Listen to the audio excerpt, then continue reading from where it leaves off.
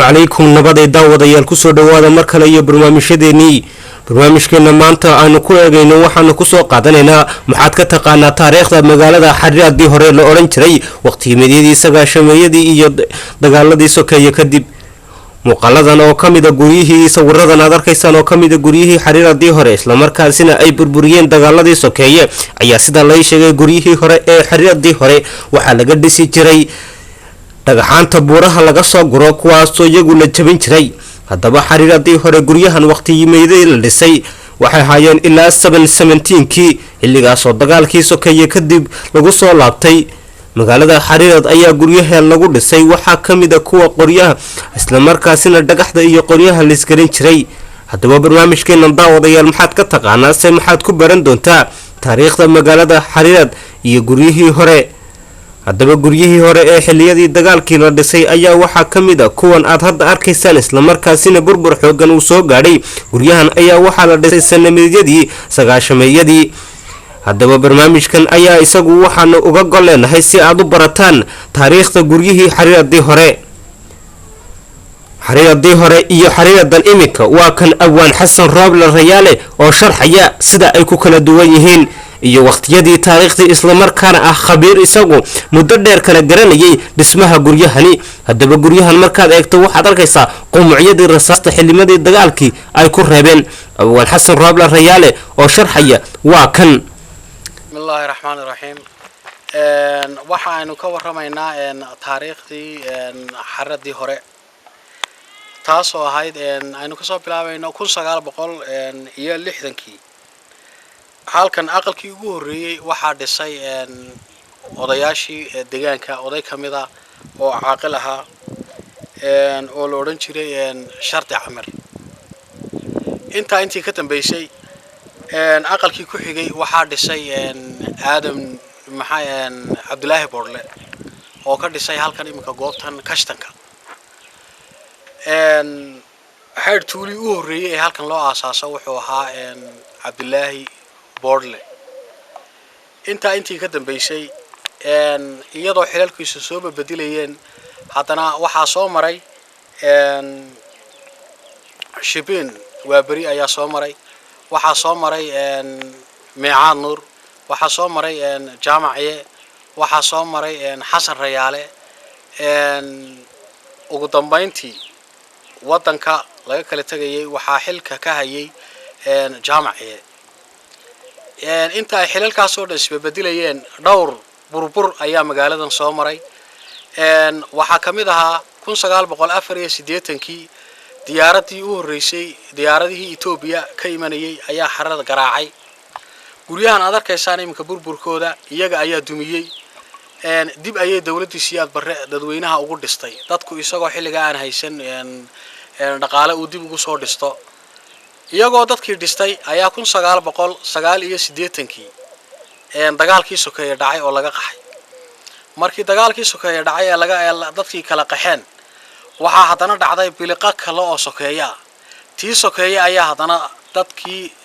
loo dhisay guryaha dib looga furtay guryihii baa la furtay dadkii markay soo noqdeen 2005 waxaa dadkii haddana ay awoodi waayeen inay guryihii dib u soo dhistaan ilaa haatan guryihii waa ay dayacan yihiin oo waa kuwa dusha ka banaan marka cid kasta oo dibadda joogta waxaanu ka codsanaynaa haddii ay hayaan wax dayactira oo ay dadka ku taageeri karayaan ha yaraato ha weynaato marka gacmo furan baa lagu soo dhaweynayaa dhanka kale haddaan u kaco kasoo bilaabay iyadna 2005 markii la soo noqday qaxootiyadu soo noqdeen hard tuuli u horeeyay ee halkani laga doorto wuxuu ahaa geesh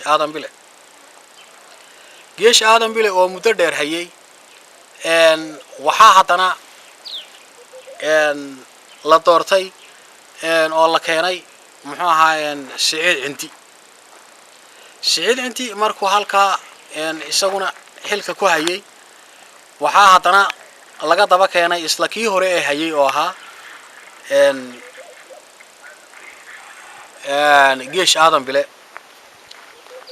geesh aadan bile dhowr kaxdoon ayaa ku bilaabmay oo xilka inay ka ridaan isku dayay laakiinse waa la awoodi waayay markii la awoodi waayay waxaa dhacday haddana in imika